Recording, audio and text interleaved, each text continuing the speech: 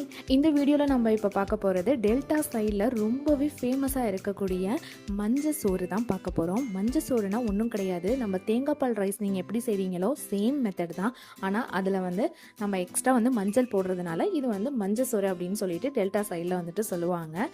இது எதுக்கு மஞ்சள் நார்மலாகவே ரொம்பவே மருத்துவ குணம் நிறைந்தது. இதில் எக்ஸ்பெஷலாக ஏன் இந்த ரைஸ்க்கு மஞ்சள் போடுறாங்க அப்படின்னா, இது சளியையும் இருமலையும் குணப்படுத்தக்கூடியது. நீங்கள் பெரியவங்களாக இருக்கட்டும் இல்லை சின்ன குழந்தைங்களாக இருக்கட்டும், யாருக்காக இருந்தாலுமே இந்த ரைஸை நீங்கள் சாப்பிடலாம். தேங்காய் பால் இருக்கிறதுனால காரமோ எதுவும் இருக்காது, நல்லா இணைச்சிக்கிட்டு சூப்பராக இருக்கும். இந்த ரைஸை எப்படி செய்கிறது அப்படின்றத பார்க்கலாமா? வாங்க. இதுக்கு தேவையான பொருள் இன்றைக்கி நான் ரெண்டு ஆளுக்கு நான் சமைக்கிறதுக்கான ஒரு அளவு தான் நான் சொல்ல போகிறேன். இதுக்கு தேவையான இன்க்ரீடியண்ட்லாம் பார்த்துடலாம். ஃபஸ்ட்டு என்னென்னா, தேங்காய் நல்லா ஒரு தேங்காய் உடைச்சி அதோட பாதி மூடியை மட்டும் பால் புளிகிறதுக்காக எடுத்து வச்சுக்கோங்க. அடுத்தது அரிசி 1 டம்ளருக்கு 3 டம்ளர் தேங்காய் பால், அந்த ரேஷியோவில் கணக்கு வச்சுக்கோங்க. ஓகே, ஃபஸ்ட்டு நம்ம தேவையான பொருள் பார்த்தோம் அப்படின்னா, தேங்காய் பால், பட்டை, சும்மா ஒரு 10 வெந்தயம், கொஞ்சோண்டு கருவேப்பிலை, 1 டேபிள் ஸ்பூன் அளவுக்கு இஞ்சி பூண்டு. ஓகேவா? இப்போ நான் இது எலக்ட்ரிக் குக்கரில் தான் செய்ய போகிறேன். ஸோ எலக்ட்ரிக் குக்கரை நம்ம அடுப்பில் வச்சுட்டு நல்லா காஞ்சதுக்கப்புறம் அதில் எண்ணெய் ஊற்றி வெந்தயம், பட்டை, கருவேப்பிலை, 1 டேபிள் ஸ்பூன் அளவுக்கு இஞ்சி பூண்டு இதை நல்லா போட்டு நல்லா ஃப்ரை பண்ணிக்கோங்க. ஃப்ரை பண்ணினதுக்கப்புறமேட்டு அளவு நான் எடுத்து வச்சுருக்கேன்னா, 1 டம்ளர் அரிசிக்கு 3 டம்ளர் தேங்காய் பால் எடுத்து வச்சுருக்கேன். அந்த தேங்காய் பாலை அதில் ஆட் பண்ணிக்கோங்க. ஆட் பண்ண கையோடையே 1/4 டீஸ்பூன் அளவுக்கு மஞ்சத்தூள் போட்டுக்கோங்க.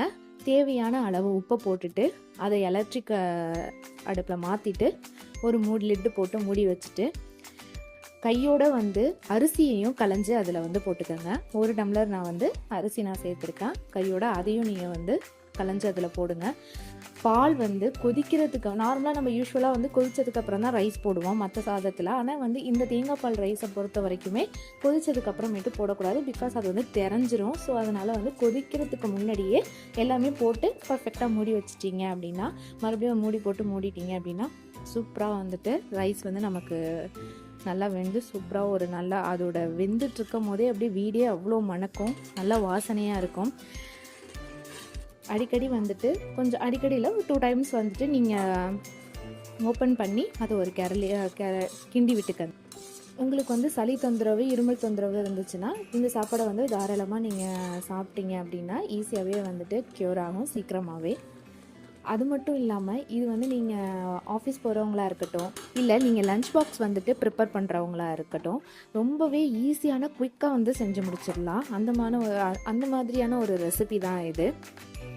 இதுக்கு சைட் டிஷ்ஷாக கறிவடகை துவையல் செய்வோம், அதுவும் ஈஸியாகவே செஞ்சிடலாம்.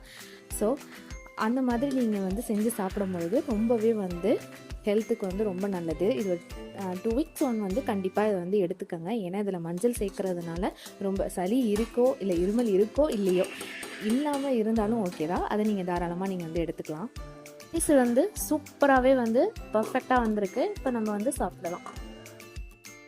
அடுத்தது இந்த ரைஸுக்கு ஏற்ற ஒரு துவையல் தான் இன்றைக்கி நம்ம பார்க்க போகிறோம். அதாவது கறிவடக துவையல். அது எப்படி செய்கிறது அப்படின்றத பார்க்கலாம். ஃபஸ்ட்டு அதுக்கு தேவையான பொருள் தேங்காய் கொஞ்சோன்னு, ஒரே ஒரு வெங்காயம், 1 காஞ்ச மிளகாய், குட்டி நெல்லிக்காய் சைஸில் புளி, கொஞ்சோன்னு தேவையான அளவு கறிவடகம் எடுத்துக்கோங்க, கொஞ்சோன்னு உப்பு. இது எல்லாமே எடுத்து வச்சுட்டு காஞ்ச எண்ணெய் சட்டியில் கொஞ்சமாக எண்ணெயை விட்டுட்டு இது எல்லாத்தையுமே ஒன்றா போட்டு கொஞ்சம் ஒரு 5 மினிட்ஸ், ஒரு 3 to 5 மினிட்ஸ்க்கு வதக்கினா போதும். வதக்கினதுக்கப்புறமேட்டு ஸ்டவ் ஆஃப் பண்ணி கம்ப்ளீட்டாக ஆடினதுக்கப்புறமேட்டு அதை கூல் டவுன் பண்ணி ஒரு மிக்ஸி ஜாரில் மாற்றிக்காங்க. மிக்ஸி ஜாரில் மாற்றிட்டு லைட்டாக மட்டும் தண்ணி ஊற்றிட்டு கொஞ்சம் கொரப்பாக வந்து அரைச்சி எடுத்துக்கோங்க. ரொம்பவும் கொரப்பாக இருக்கக்கூடாது, லைட்டாக துவையல் பதத்துக்கு அரைச்சிக்கோங்க. தண்ணி கொஞ்சம் கூட போயிடுச்சு அப்படின்னா அது வந்து சட்னியாக மாறிடும். ஸோ அந்த பதத்தை மட்டும் பார்த்துக்கோங்க. அவ்வளோதான். இதை வந்து நீங்கள் அந்த எல்லோ ரைஸுக்கு வந்து போட்டு சாப்பிட்டீங்க அப்படின்னா ரொம்பவே சூப்பராக இருக்கும். இதுக்கு வந்து வேறு எந்த ஒரு சைட் டிஷ்ஷுமே வந்துட்டு தேவையில்லை. இது மட்டுமே சாப்பிட்டுட்டு ஃபுல் சாப்பாடும் வந்து நம்ம காலி பண்ணிடலாம். அந்தளவுக்கு ரொம்பவே டேஸ்ட்டாக இருக்கும். புளியும் உப்பு மட்டும் கொஞ்சம் தூக்கலாக இருந்துச்சு அப்படின்னா இந்த ரைஸுக்கு ரொம்பவே சூப்பராக இருக்கும். பார்த்துக்கங்க. அவ்வளோதான். இது ஒரு சிம்பிள் டிஷ்ஷு தான். ஈஸியாக நீங்கள் வந்துட்டு காலையில் குழந்தைங்களுக்குடைய லஞ்ச் பாக்ஸ்க்கு வந்து நீங்கள் கொடுக்குறதா இருந்தாலும் ஈஸியாக வந்து ப்ரிப்பேர் பண்ணிடலாம். டக்குன்னு வந்துட்டு குயிக்காக வேலை முடிஞ்சிடும். அதுவும் இல்லாமல் வேலை குயிக்காகவும் முடியும், ஹெல்த்துக்கும் ரொம்பவே வந்து நல்லது. கண்டிப்பாக நீங்கள் வந்து ட்ரை பண்ணி பாருங்கள். ட்ரை பண்ணி பார்த்துட்டு இந்த வீடியோ பிடிச்சது அப்படின்னா வந்துட்டு லைக் பண்ணுங்கள், சப்ஸ்கிரைப் பண்ணியிருக்கேங்க. மறக்காமல் உங்கள் ஃப்ரெண்ட்ஸுக்கு வந்து ஷேர் பண்ணிடுங்க. ஓகேவா? பாய்.